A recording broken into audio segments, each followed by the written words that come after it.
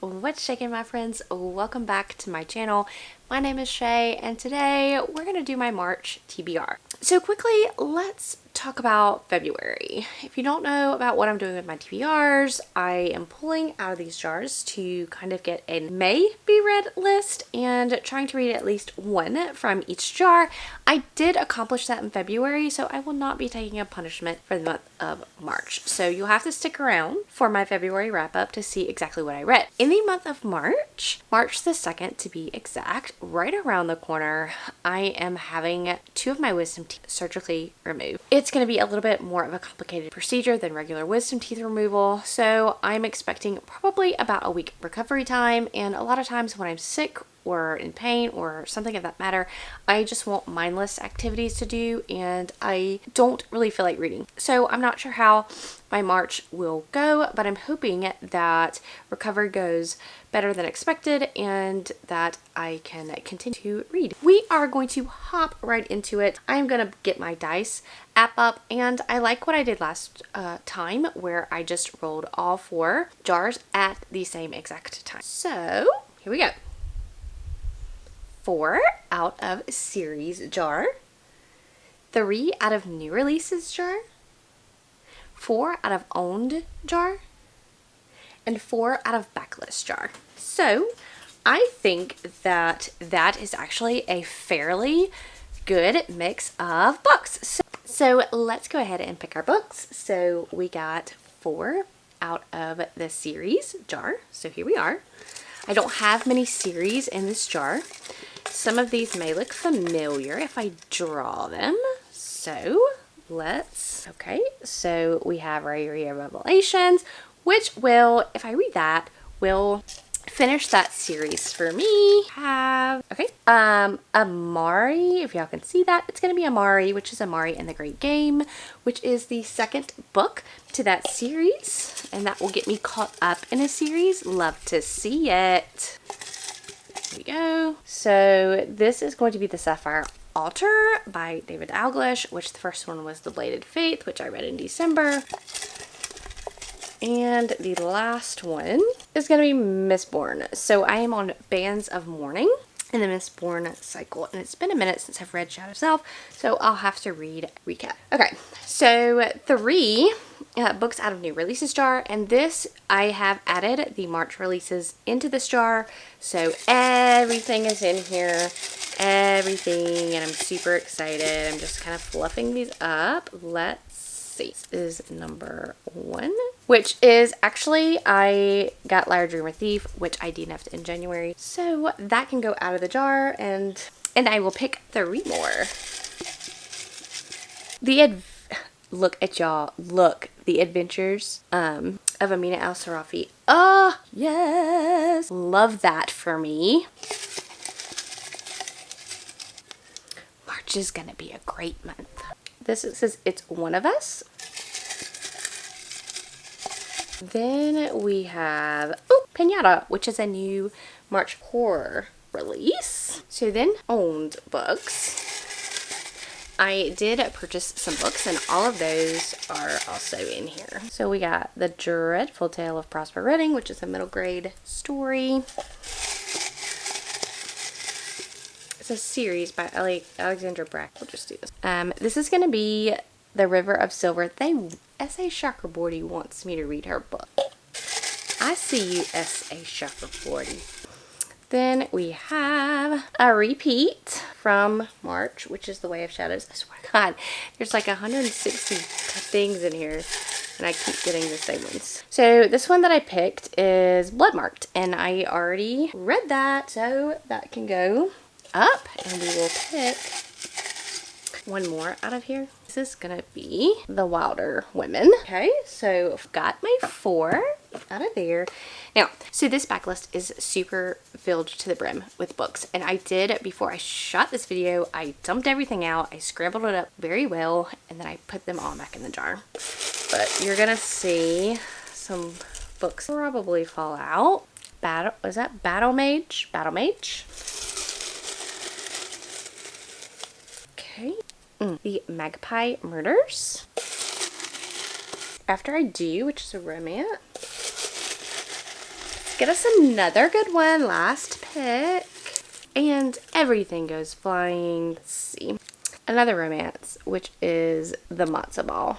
I don't know if y'all can see that. So let's go over what I picked from the jars. First, let's start with our sequel jar. So I picked Rhaeria Revelations, which this is going to be the last book in the series for me if I do complete it.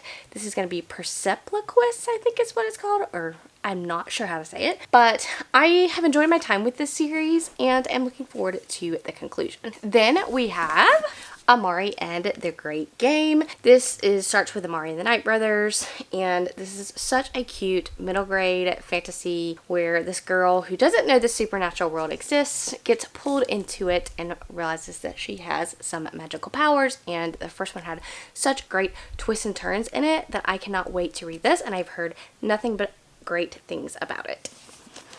I also pulled Bands of Mourning by Brandon Sanderson, and it's been quite a long time since I've read Shadows of Self, and of course now the fourth and final book has come out with The Lost Metal, so I'll definitely have to read a recap of the previous two books probably to get into Bands of Mourning. It's not my favorite series, but I enjoy it well enough. Next, I pulled The Sapphire Altar by David Dalglish, and this is the sequel to The Bladed Fate, which I read in December, and this is definitely a fantasy revenge story. A rightful king, parents have been murdered, and somebody else has taken over the kingdom, and it's his revenge story. And I overall enjoyed it. I gave it 3 stars. I think that the first part of the book was really strong, and then it lost me at the second half, but I'm hoping that I will have better luck with the sequel. Now to talk about new releases. So first, the new releases are loving me today because my number one anticipated new release of the year I pulled out of this jar, and that's going to be The Adventures of Al-Sarafi by Shannon Chakraborty. This is a pirate novel. I'll read to you what the synopsis says. After a storied and scandalous career as one of the Indian Ocean's most notorious pirates, she's survived backstabbing rogues, vengeful merchant princes, several husbands, and one actual demon to retire peacefully with her family to a life of piety, motherhood, and absolutely nothing that hints of the supernatural. But when she's tracked down by the obscenely wealthy mother of a former crewman, she's offered a job no bandit could refuse. We're gonna go on an adventure, okay? And I'm excited.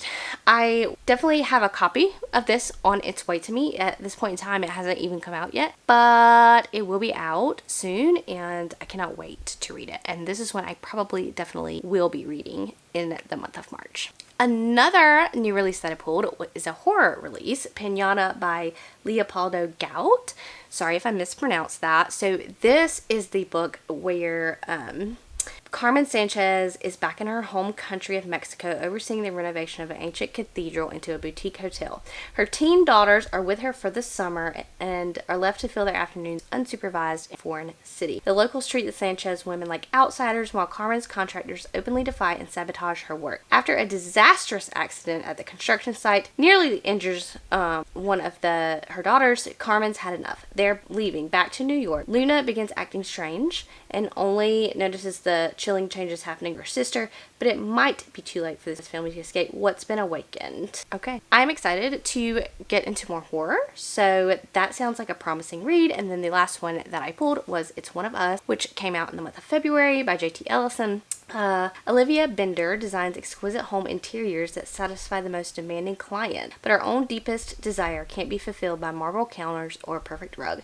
She desperately wants to be a mother, fertility treatments and IVF failing, and just when she feels she's at her lowest point, the police deliver shocking news to Olivia that her husband, Park. DNA results show that the prime suspect in a murder investigation is Park's son. Olivia is relieved, knowing this is a mistake. Despite their desire, the Benders don't have any children. Then comes the confession. Many years ago, Park donated sperm to a clinic. He has no idea how many times it was sold or how many children he has sired.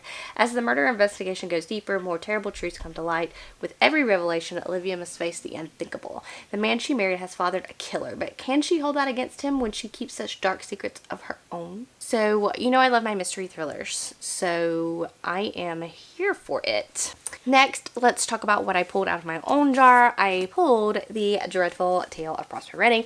This is a middle grade novel. Definitely my daughter is getting more into reading, and so I want to try to read some middle grade that maybe I could recommend her. I liked the premise of this. I never read Alexander Bracken's, and what's that other series? I can't remember. Made in Two maybe, but I never read that series. I unhauled it because it just didn't appeal to me anymore. But this one, Prosper is the only unexceptional Redding in his old and storied family history. That is until he discovers the demon living inside of him. So I like the cover. I love the cover. It's stunning and I can't wait to dive in. Of course, a repeat from February. I don't know how this happened. Like, I really don't. But clearly this is a spoiler alert that I did not read The Way of Shadows in the month of February. But I think that there may be a chance that I will get to it today. I like this map in here. It's a rather lengthy, I looked at the audiobook and it was so long, but it says, for Durzo Blint, assassination is an art and he is the city's most accomplished artist. For Azoth, survival is just the beginning. He was raised on the streets and knows an opportunity when he sees one, even when the risks are as high as working for someone like Durzo Blint. Azoth must learn to navigate the assassin's world of dangerous politics and strange magics and become the perfect killer. I think this is a YA series, I think. Correct me if I'm wrong. I'll look it up later. But there's also a continuation series coming out, or like the first book in the series coming out this year. So if I like this, there's more in this world to continue on with. Then, again, my jars really loved S.A. Chakraborty this month, and I got The River of Silver by S.A. Chakraborty. Like, how have I not read this yet? I really don't. I have no clue. I do not know. But it is the short stories from City of Brass series, which is one of my favorite fantasy series of all time. So I'm excited to get to this finally. The next book is going to be The Wilder Women by Ruth Emmy Lang. This book, she wrote Beasts of Extraordinary Circumstances, which is one of my favorite books of all time, even though I'm not the hugest fan of magical realism. This is her second release that we have been long awaiting. There's a bookmark in here. I'm not sure what this is about. 5 years ago, Nora Wilder disappeared. The older of her two daughters, Zadie, should have seen it coming because she can literally see things coming, but not even her psychic abilities were able to prevent their mother from vanishing one morning. So I haven't heard the best things about this, but I'm willing to give it a shot. Literary fiction or magical realism with literary, elements, there's more literary fiction, is not generally my jam. But like I said, I'm willing to give this a shot. Now, onto this backlist jar, which was kind of disappointing for me because I don't have that many romances in here, but here I am pulling all the romances. So, let's go ahead and talk about what I pulled. So, the first book I actually pulled was Battle Mage, which is an indie published book by Peter A. Flannery, and I will read this. The world is falling to the burning shadow of the possessed, and only the power of a battle mage can save it. But the ancient bond with dragonkind is failing. Of those, the answer is summoning too many are black. Black dragons are the enemy of humankind. Black dragons are mad. Falco Dante is a weakling in a world of warriors, but worse than this, he is the son of a madman. Driven by grief, Falco makes a decision that will drive him to the brink of despair. As he tries to come to terms with his actions, Falco follows his friends to the Academy of War, an elite training school dedicated to martial excellence. But while his friends make progress, he struggles to overcome his doubts and insecurity. Even Queen Catherine of Wrath has her doubts about Falco's training. While the Queen tries to unite the kingdoms against the possessed, Falco struggles to overcome his fears. Will he unlock the power trapped inside him, or will he succumb to mad murder like his father? So I definitely want to get more indie self-pub books in, so this sounds perfect, right up my alley. It's got a school setting, and there's creatures, maybe dragons. I'm happy. Evil dragon. Okay, that is sounding very fantastic. The next one that I pulled up was The Matzo Ball by Jean Meltzer. I've heard a lot of people talk good things about this. It doesn't have the best ratings on Goodreads, but I'm willing to give it a shot. Oi to the world, Rachel Rubenstein Goldblatt is a nice Jewish girl with a shameful secret. She loves Christmas. For a decade, she's hidden her career as a Christmas romance novelist from her family. Her talent has made her a bestseller, even as her chronic illness has always kept the kind of love she writes about out of reach. But with her diversity-conscious publisher insists she writes a Hanukkah romance, her well of inspiration suddenly runs dry. Hanukkah's not magical. It's not merry. It's not Christmas. Desperate not to lose her contract, Rachel is determined to find her muse at the Matzo Ball, a Jewish music celebration on the last night of Hanukkah, even if it means working with her summer camp archenemy Jacob Greenberg. So, enemies to lovers. This is kind of a holiday story, so I'm not quite sure if I'm going to get to it because I don't know if I'm going to be in the mood. But it does sound like a cute book elsewise. Then I pulled After I Do by Taylor Jenkins Reid. I have read some of Taylor Jenkins Reid's more contemporary novels, but I've never read her real romance. So this is when Lauren and Ryan's marriage reaches the breaking point, they come up with an unconventional plan. They decide to take a year off in the hopes of finding a way to fall in love again. 1 year apart and only one rule. They cannot contact each other. Aside from that, anything goes. Lauren embarks on a journey of self-discovery, quickly finding that her friends and family have their own ideas about the meaning of marriage. These influences, as well as her own healing process and challenges of living apart from Ryan, begin to change Lauren's idea about monogamy and marriage. She starts to question, when you can have romance without loyalty and commitment without marriage, when love and lust are no longer tied together, what do you value? What are you willing to fight for?